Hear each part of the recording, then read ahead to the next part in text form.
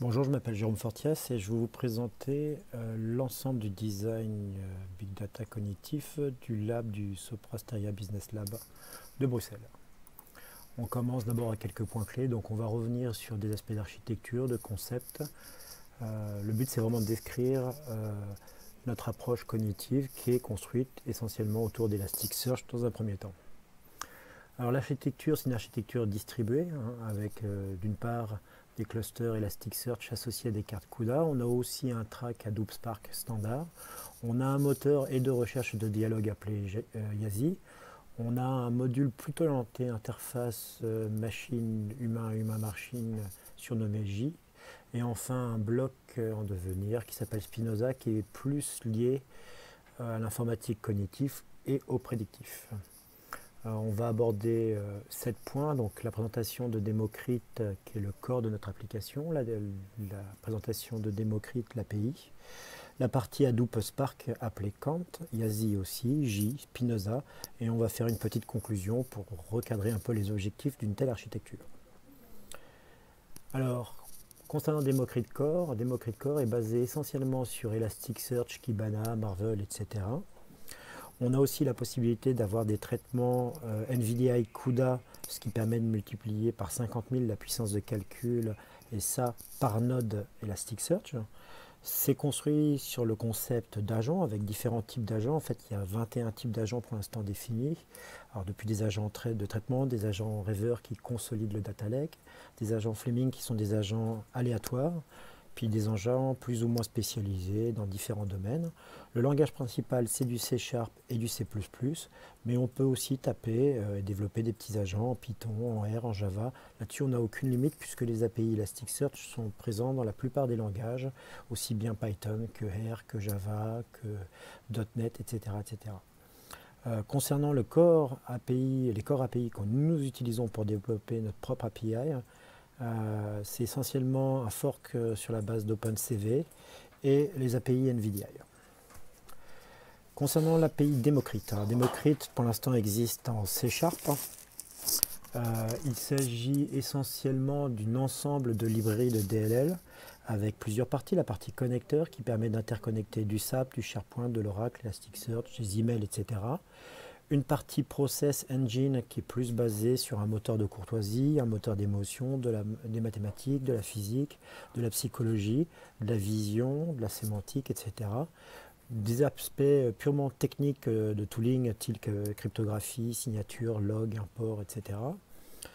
Et puis aussi des templates Visual Studio permettant de facilement développer des applications sur ce modèle-là. La partie Kant, en fait, c'est juste, pour l'instant, c'est juste une machine virtuelle Hadoop Spark Hortonworks qu'on utilise. Le but, c'est de considérer qu'un Big Data classique est considéré comme un service, aussi bien pour les bases de données verticales que pour faire de l'informatique déterministe sur de très grosses quantités d'informations. Ce qu'on recherche là, c'est plutôt une sorte de service d'archivage et de traitement cognitif simple ou de traitement déterministe pur et dur, classique. Donc c'est le track Hadoop, HDFS, Spark sur du SQL ou du R, base de données verticale, un peu de SSPS, et puis voilà. En termes de langage de programmation, on va surtout aller dans ce cas-là sur du R, voire du Big R, qui est l'implémentation distribuée faite par IBM, qui est un de nos partenaires, sinon le partenaire le plus important du lab. Bien sûr, tous ces services-là sont consommés par Démocrite comme des services à la demande.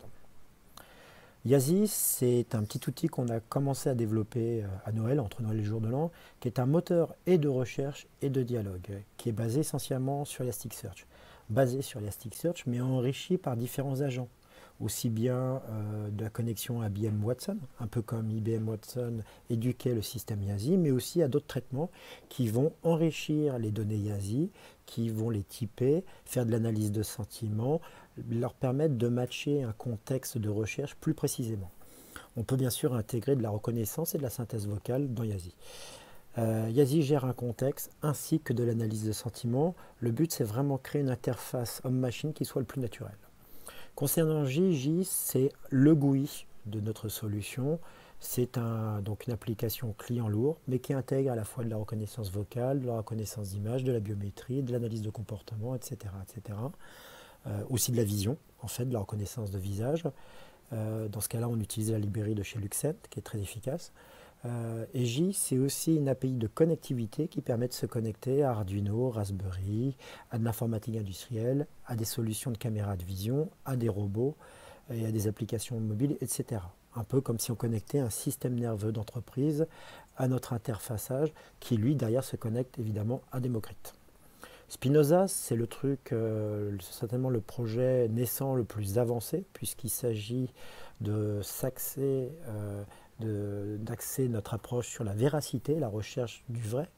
Donc reproduire déjà le flux habituel du renseignement basé sur rumeurs, informations, vérité, analyser les réseaux d'acteurs et d'entités, faire du prédictif sur des faits et l'évolution des entités, permettre de simuler des prédictions en paramétrant certaines valeurs, déterminer au mieux les deltas existentiels. Alors un delta existentiel, c'est le point, le facteur, l'élément, la condition, qu'importe, en fait un fait, quelque chose de mesurable, qui fait que les choses se font, se réalisent. C'est un peu le point de décision, le point de non-retour qui fait qu'un ensemble d'acteurs, une entité, vont aller sur un comportement frauduleux, vont créer un bug, etc., etc.